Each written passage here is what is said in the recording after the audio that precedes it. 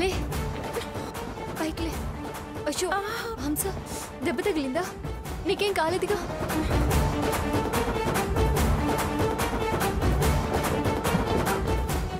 స్వర్ణ, గేమ్లో స్పోర్టివ్నెస్ ఉండాలి. నీ మొహం ఉండాలి. ఆ మాట దానికి చెప్పు. సిగ్గులేదా దానికి? నా మగుడు ఒళ్ళో కూర్చుంది. సిగ్గు గిగ్గు అన్నావంటే ఇప్పుడు సాకేత్ చేసిన పని నేను చేయాల్సి ఉంటుంది. స్పీడ్ తో సడన్ గా కూర్చున్నా. సడన్ గా కాదు, నీకు స్పీడ్ ఎక్కువైందే. అందుకే దెబ్బ కొట్టాలని ఇలాంటి పనులు చేస్తున్నావు. బుర్ర తెగించి ఇంతమంది ఉన్న ఒళ్ళో చేరావు.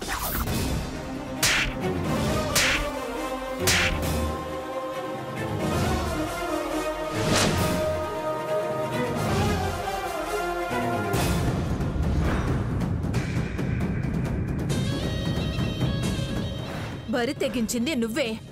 ఓడిన దానివి మళ్ళీ బరిలోకి ఎందుకు వచ్చావు? నన్ను తోసింది కాక వంకర కోతలకు వస్తావే? నిన్ను హంస ఏంటి హంస ఎక్కువ చేస్తున్నావు?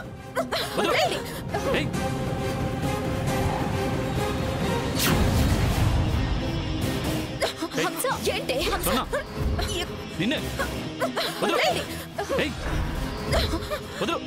ఆగండి.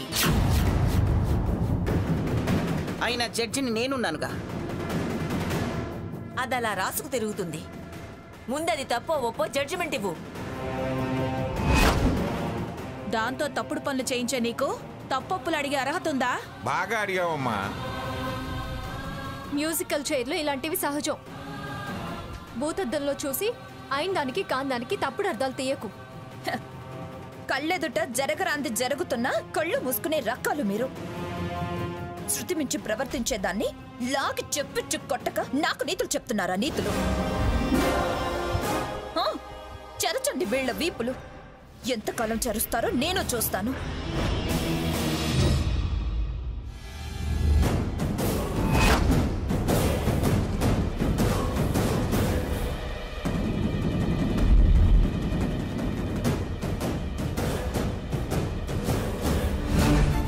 చాలా ఆక్వర్డ్ గా బిహేవ్ చేస్తోంది. కామన్ సెన్స్ లేనవాడి గురించి చర్చించడం తప్పు. పదండి పదండి.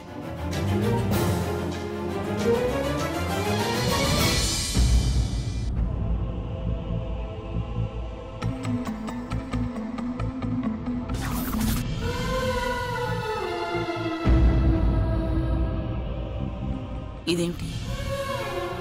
సీతొక్కరితే అక్కడేం చేస్తుంది? సీత,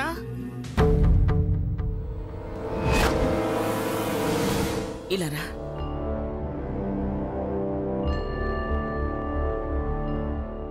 ఏమిటి సీత, ఈ టైంలో ఏదో ఆలోచిస్తూ ఒంటరిగా అక్కడున్నావు? ఏం లేదు, ఊరికే అమ్మమ్మ గారు. ఏమీ లేకపోతే ఉలిక్కి పడవు నువ్వు. పిలుపు వినగానే నువ్వు పడ్డ ఉలికిపాటే నువ్వు వేరే ఆలోచనలో ఉన్నావని చెప్తుంది. ఈ రోజు వాళ్ళ పెళ్లి రోజు అమ్మమ్మ గారు. గతం కన్నా వాళ్ళ మధ్య దూరం ఇంకా ఇంకా పెరుగుతూ వస్తుంది. ఇలా అయితే భవిష్యత్తులో వాళ్ళ దగ్గర అవడం అసాధ్యం. మనం కూడా ఏమీ చేయలేము. చూస్తూ చూస్తూ చెల్లెలి కాపురం చెడిపోవడం నాకు ఇష్టం లేదు అమ్మమ్మ గారు. సరే, అసలేం చెయ్యాలని నీ ఆలోచన? చిన్న సర్ప్రైజ్ చేస్తూ మొన్న సాకేత్ బర్త్డేలా చేయాలని, వాళ్ళిద్దరు మాత్రమే కలిసేలా ప్లాన్ చేయాలనుకున్నాను. కేక్ కూడా తెప్పించాను. ఇందాకంత గొడవ చేసింది ఎలా వస్తుంది సీత? అదే ఆలోచిస్తున్నాను అమ్మమ్మ గారు. నీ ప్రయత్నం ఫలించదు, వదిలే సీత. భయంగా ఉంది అమ్మమ్మ గారు. భయమా? దేనికి సీత? దాని చెల్లెలి సంసారం పాడైపోతుందనరా.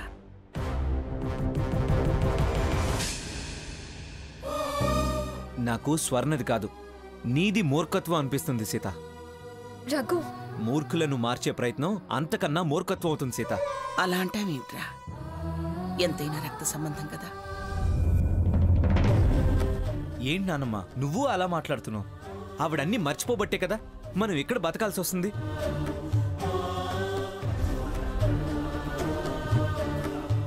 ఎలా బతికేదానివి ఎలా బతుకుతున్నావు? పులిలా నట్టింట్లో పిఠాపురం మంగమ్మ అంటూ దర్జాగా మహారాణిలా రాజసం ఉట్టిపడుతూ ఉండేదాన్ని. ఇప్పుడు ఎవరి కోటలోనో వంటలు వందనాలు చేస్తూ చాలా బాధగా ఉంది నానమ్మా. ఈ బాధలన్నింటికీ కారణమైన ఆ రాక్షసి మీద జాలేంటి? ఆవిడ జీవితం గురించి భయపడ్డమేంటి? వద్దు, అసలు మనకు తను ఏం కాదు, ఏ సంబంధం లేదు అని వదులుకోవడమే. నేను దాన్ని నా చెల్లెలని మాత్రమే చూడడం లేదు రఘు. నా మరిది నీ తమ్ముడు అని కూడా చూస్తున్నాను. వాళ్ళు శాశ్వతంగా విడిపోవడం అమ్మమ్మ గారికి ఇష్టమేమో అడుగు. వాళ్ళందరినీ వదిలేసే నువ్వు చెప్పు. మాట అన్నంత కఠినంగా ఉందా నీ మనసు? సాకేత్లోనూ కనిపించని బాధ ఉంది.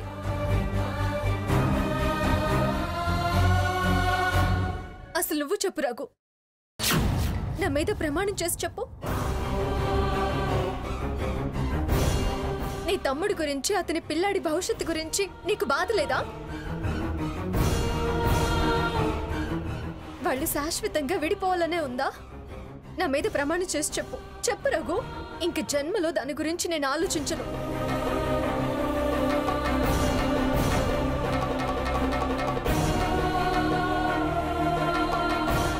సీత, ఏమిటా మాటలు? ఎందుకా ప్రమాణాలు? అసలే ఒట్టి మనిషి కూడా కాదు. ఒరే రఘు, దాని మనసు తెలిసి కూడా ఎందుకురా కష్టపెడతావు? ఎవరి కష్టం చూసినా చెలించిపోయే గుణం రాదాంది. ఆ విషయం మాకన్నా నీకే బాగా తెలుసు. తెలుసు, కానీ ఏం చేస్తాం? మనల్ని అసహ్యించుకుంటుందే. మనం చేయాల్సింది చేస్తే అర్థం చేసుకునే రోజు, పశ్చాత్తాపడే రోజు కూడా తప్పకుండా వస్తుంది.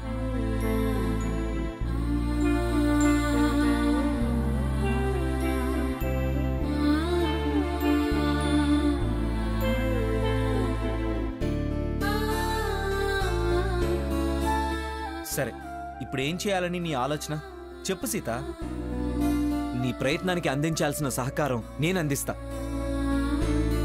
నీ ప్రయత్నాలు వికటించి విసుగొచ్చి ఇవాళ నా మాటే రేపు నీ మాట కావాలి. చెప్పు సీత, ఏం చేయాలనుకుంటున్నావు?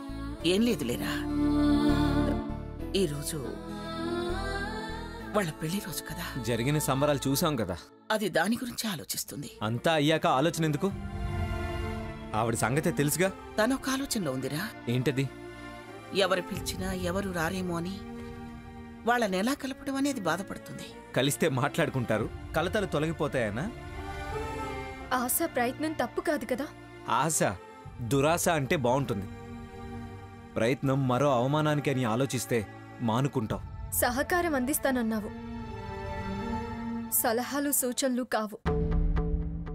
నువ్వన్నట్టు విసుగు కలిగాక నేనే మానేస్తాను. వాళ్ళు ఒంటరిగా కలవాలి, అంతేగా?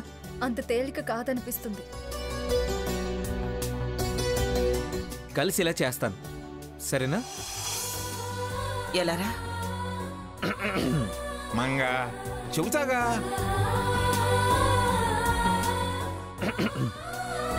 రావే సీత, వాడేదో చెప్తాడటగా.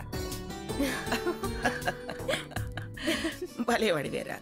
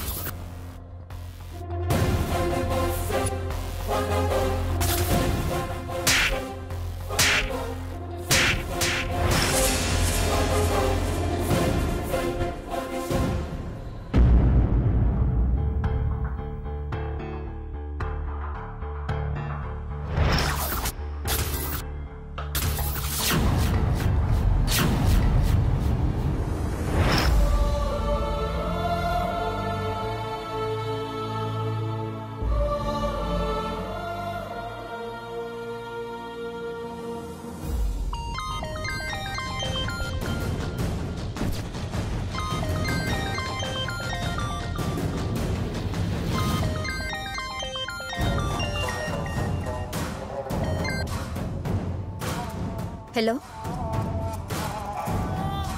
హలో హలో, ఎవరు? స్వర్ణ, నేను.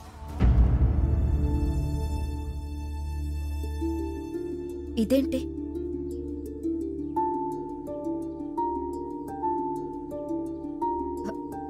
ఎవరు? నేను స్వర్ణ, సాకేతిని. బావా, నువ్వా? ఏంటి సడన్ గా ఇలా ఫోన్? ఈరోజు మన పెళ్లి రోజు స్వర్ణ. దాన్నెవరితోనో ఒళ్ళో కూర్చోపెట్టుకున్నావు కదా. అందులో నా తప్పేం లేదు. చాచి చెంప పగలు కొట్టద్దా? యాక్సిడెంటల్ స్వర్ణ. మరి ఈ ఫోన్ కూడా యాక్సిడెంటలేనా? స్వర్ణం, ప్లీజ్, నాకు నీ మీద ప్రేమ ఉంది, లేకపోతే ఫోన్ ఎందుకు చేస్తాను? మనం కలవాలి, చాలా మాట్లాడుకోవాలి. ప్లీజ్ నన్ను అర్థం చేసుకో. తెల్లారిలోపు మన మధ్య ఉన్న చీకట్లు తొలగిపోవాలి. నిజమా బావా? నీకు ఆపరేషన్ మీద ఆధారపడి ఉంటుంది స్వర్ణ. నాకు నమ్మకం కలగటం లేదు. వస్తే, కలిస్తే, మనసు విప్పి మాట్లాడుకుంటే భ్రమలు, అపోహలు అన్నీ తొలగిపోతాయి స్వర్ణ. I love you Swarna. 10 minutesలో east side meeting హాల్కి రా ప్లీజ్. వెయిట్ చేస్తుంటాను. మనిద్దరమే, మన కోసం చిన్న celebration. Only V two. Please స్వర్ణ, నువ్వు వస్తావని ఎదురు చూస్తూ ఉంటాను. ఉంటాను.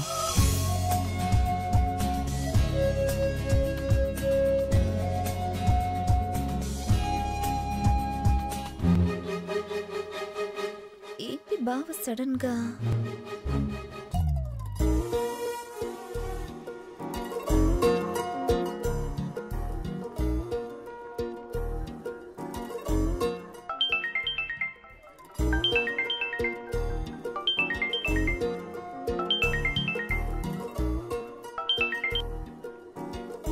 హలో బావా, ఏయ్, నువ్వా? నాకెందుకు ఫోన్ చేసావు? పెట్టేయ్. ప్లీజ్ బావా, ఫోన్ పెట్టేయకు. నీకు దండం పెడతాను బావా. ఏంటో చెప్పు. బావా, ఇవాళ మన పెళ్లి రోజు. అయితే నేను డైవోర్స్ నోటీస్ పంపించానుగా. అదే నా కళ్ళు తెరిపించింది. నేనెక్కడున్నానో అర్థమయ్యేలా చేసింది. అయితే ఏంటి ఇప్పుడు? ఈ చీకటి జారిపోయేలోపు మన మధ్య చీకటి తొలగిపోవాలి, అపార్థాలు చెరిగిపోవాలి, సమస్యలు సమిసిపోవాలి. ఆహా, ఈ కోరిక ఎప్పుడు కలిగిందమ్మా? ఇప్పుడు కళ్ళు తెరుచుకున్నాయి అన్నాను కదా బావా. ఇప్పుడు నన్ను ఏం చేయమంటావు? మనసు విప్పి మాట్లాడుకుని కల్మషాలు కడిగేసుకోవాలి. నాకే కల్మషాలు లేవు. నాకు తెలుసు బావా, తప్పంతా నాదే. నీ మీద వల్లమాలిన అభిమానం, అంతులేని ప్రేముంది బావా. అందుకే అవమానం సహించలేని తను. అర్థం చేసుకో బావా. ఈ పెళ్లి రోజు నీతో మాట్లాడాలనుంది. ఇది పొరపుచ్చాలు తొలగిపోయేలా చేసే రోజు కావాలి. ప్లీజ్ బావా, నీకు దండం పెడతాను. నీతో మాట్లాడాలని మనసు ఆరాటపడుతుంది. నన్ను మన్నించి నా కోసం ఓ 10 నిమిషాల్లో ఈస్ట్ సైడ్ మీటింగ్ హాల్ దగ్గరికి రావా? ప్లీజ్ బావా.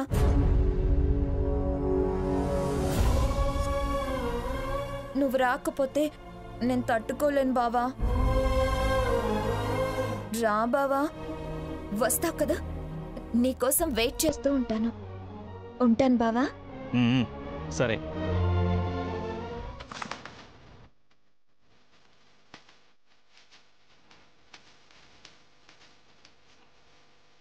చాలా కళలున్నాయిరా నీ దగ్గర.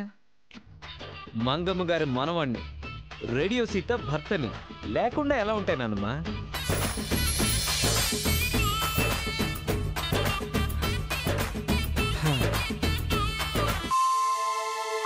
రఘు, వాళ్ళు వస్తారంటావా? ఖచ్చితంగా వస్తారు. మాట్లాడింది ఎవరు? రామ్, రఘురామ్, రామ్ నగర్ రఘురామ్.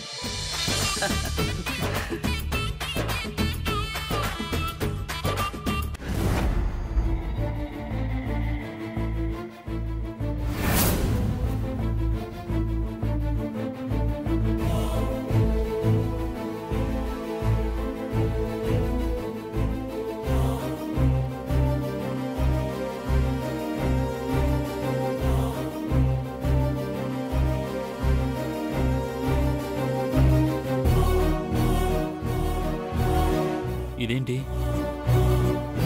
ఇలా సడన్గా ఫోన్ చేసి కలవాలి మాట్లాడాలి అంటోంది? సడన్ గా ఈ సర్ప్రైజ్ ఏంటి? హంస మీద ఏదన్నా కోపం వచ్చిందా? నా మీద జాలి కలిగిందా? వెళ్ళాక మళ్ళీ రామాయణం మొదలుపెట్టి బాధ పెడుతుందా? కనపడితేనే కస్సుమని కరిచేవాడు.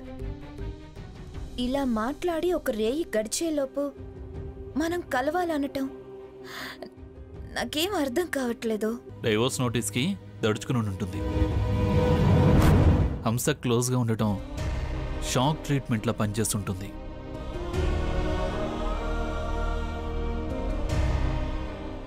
సీత, ఇదేంటి ఇద్దరూ ఆలోచిస్తున్నారు కానీ కదలట్లేదేంటి? అసలు వస్తారంటావా? వస్తారు రాకు. తప్పకుండా వాళ్ళిద్దరూ కలుస్తారు. సీత, నాకు డౌట్గా ఉంది. నాకు మాత్రం నమ్మకం ఉంది. మన నమ్మకాలు సరే, వాళ్ళలో చలనం ఏది?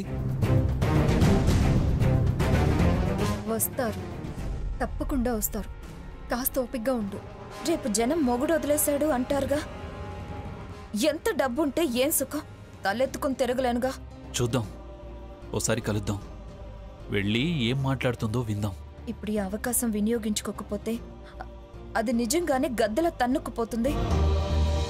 ఆ తర్వాత నేనేం చేసినా ప్రయోజనం ఏముంటుంది?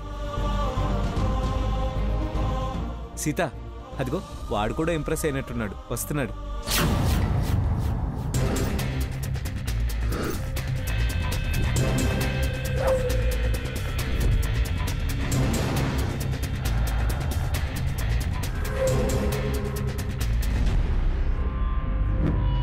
చూసావా రఘు? స్వర్ణ వెళ్ళిందో లేదో అని తన గదిలోకి చూసి వెళ్తున్నాడు సాకేత్.